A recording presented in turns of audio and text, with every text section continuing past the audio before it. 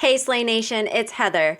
As one of the co-founders of So She Slays, I've had the pleasure of interviewing lots of different people from all different backgrounds and jobs. One of the things that always sticks out to me is everyone's reason why. Why do they do the things that they do?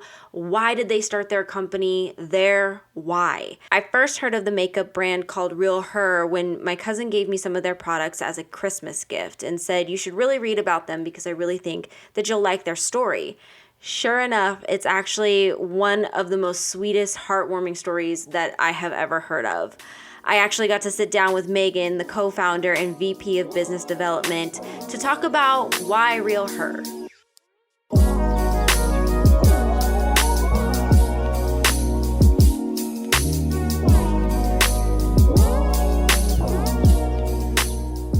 I know the story, or at least I've read about it. Can you tell me about how REALHER actually got started? Because it really is the sweetest thing. Yeah, absolutely. So REALHER was founded by a gentleman by Bill Zhang, as well as myself. And both of us have young daughters. His daughter is 7 years old, and my daughter, actually, no, his daughter is now 8 and mine is 5. And he wanted to do something for his daughter, like to leave a legacy for her. And as he was researching more about how do I raise a little girl, like, I don't even know, I'm a man, I don't even know how I do this. He started kind of feeling it, like pulling on his heartstrings, like to do more, to make sure that he builds her up and encourages her and motivates her and make sure that she knows that she's worthy and enough. So then Bill and I connected on a platform online. Eventually, after several months of meeting, corresponding, talking about ideas, we decided to work together and have this brand. I guess if I could do anything with my life, it was always to motivate and empower women. And many, many years ago, I have this note card from a mission statement that I wrote when I was before actually just starting college. So I'm going to date myself here. So this is 20 plus years ago. And it was to motivate self-worth in the hearts and minds of women around me. And for me, I thought that's how my makeup career started, was at counter. I was in college in the Midwest, slinging lipstick at the Lancome counter, MAC counter. And I would get these women in my chairs and they would come to me and they would not have like always the best self-confidence or not feel like they were pretty enough or that they couldn't do that at home. So I felt like it was such an honor to be able to, just by adding colors and encouraging them and showing them the way, to see their countenance transform. So by the end of our session together, to see them like completely light up and their day change, some of them sometimes in tears. And I thought, okay, you know what? I know I went to school for music, but this is what I'm doing with my life. I want to help make women feel beautiful always. And for my own personal self, that was not something I always felt either. Even at that time in my life, I struggled with self-confidence and self-worth. And so when I had a little girl in 2016, it became very personal to me. When Bill and I got together, it was truly like a match made in heaven, because now I thought, you know what, I get to do something on a much bigger scale. And for us, our brand, it's so important that we stay true to who we are. It's not just like, oh, they're a cute brand, they have affirmations on their products. It's really about, from start to finish. Yes, our products, every single shade has a different affirmation. So our hope is, as an individual is using our product, that they are encouraged, motivated, empowered, whether it's I am ambitious, I am worthy, I am enough. These are different affirmations we want individuals to remind themselves and say to themselves daily. You hit a lot of the things that, definitely made So She Slays want to get in contact with REALHER, because all of those things that you just hit are all things that we are super, super passionate about and mean so much to us. I love being able to get different products and kind of realize the story and the reasons why people do the things that they do. And it really warmed my heart, because I don't think I've ever read a story like yours and Bill's. And I know that you guys promote self-confidence so much. How does REALHER really go about, I guess, pushing that message of you are enough and helping women to build that confidence? Like I said, with our shade names, that's the start. That's one thing that we do.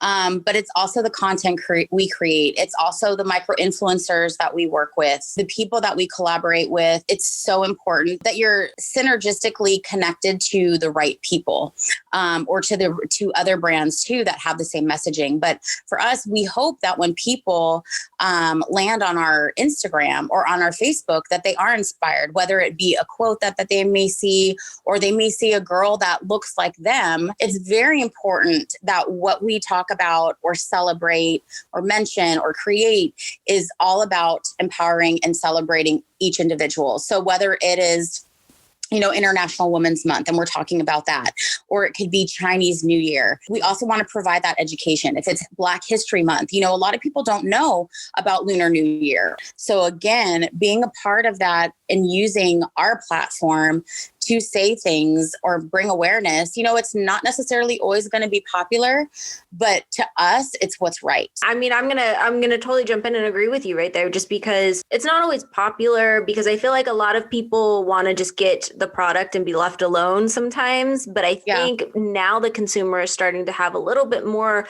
of maybe a conscience, or really just want to support brands that stand for something other than just give me a product. With REALHER, I feel like, across the board, you have representation in your Instagram, social media, marketing, all of this kind of stuff. You have representation and you want to hit upon all this diversity, which is amazing.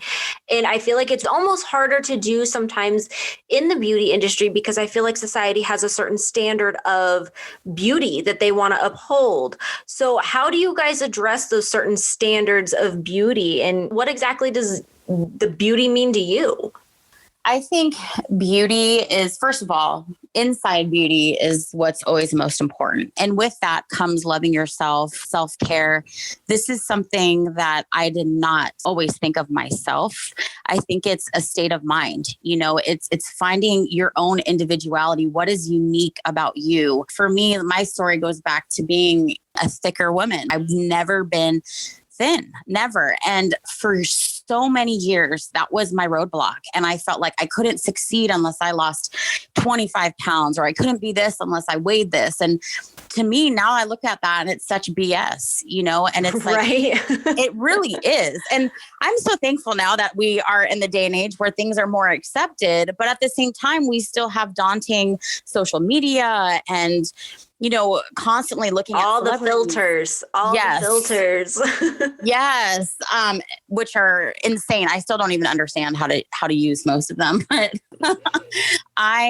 beauty is really honing in on what's unique about you. And it starts from the inside. It's how you treat people. It's your smile. I think it's how you encourage others. And then, it goes outward. And for me, it's about enhancing your natural beauty. It's not necessarily, going outside and looking completely done up like you're ready for a drag show. No, I think, and that was challenging for me too, because for so many years I thought, oh my God, like I can't leave the house unless I have a full face of makeup on.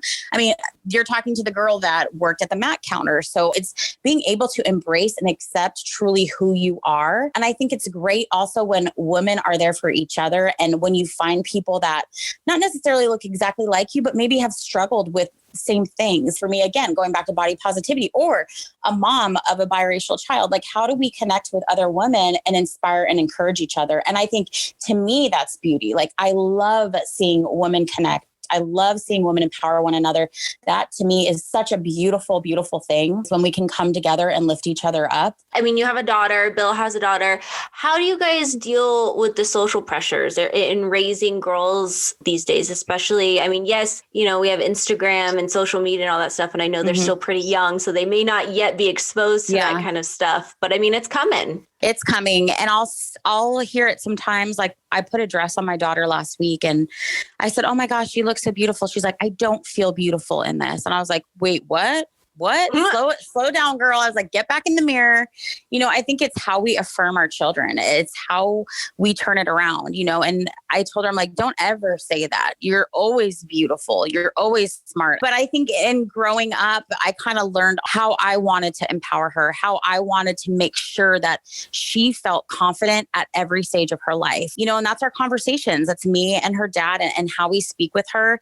It's also how we talk to her about other people, that We include everyone. We love everyone, even if they look different from us, if they wear glasses, if they're in a wheelchair, like we talk about all of these things. We read books about these things. And to me, it's so rewarding when I hear other parents where she goes to preschool or her teachers tell me she's so kind on the playground. She's always that friend, when somebody seems to be isolating themselves or not wanting to play, my daughter's the one that goes over there. And to me, it just warms my heart because it makes me feel like, okay, you know what? I'm doing something right.